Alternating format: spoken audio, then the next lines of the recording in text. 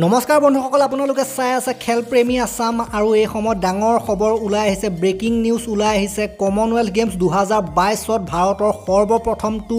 gold medal জয় কৰিবলৈ সক্ষম হৈছে মীৰাবাই চানুৱে ৱেইটলিফটাৰ মীৰাবাই চানুৱে কমনৱেলথ গেমছত ৰেকৰ্ড সাব্যস্ত কৰি গোল্ড মেডেল জয় কৰিবলৈ সক্ষম হৈছে 49 কেজিৰ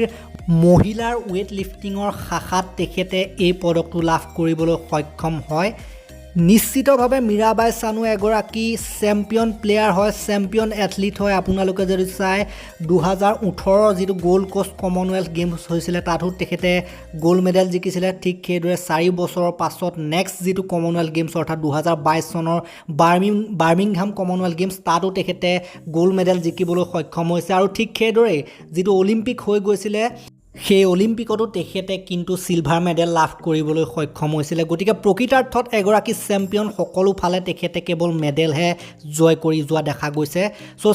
যদি আপোনালোকে চাই গোটেই খেলৰ স্কোৰ কাৰ্ডখন যদি কোনে কিমান দাঙিলে সো তেখেতে 201 কেজি দাঙিছিলে প্ৰথমবাৰত তেখেতে 88 কেজি আৰু দ্বিতীয়বাৰত 113 কেজিলৈকে সৰ্বাধিক দাঙিলে ওজন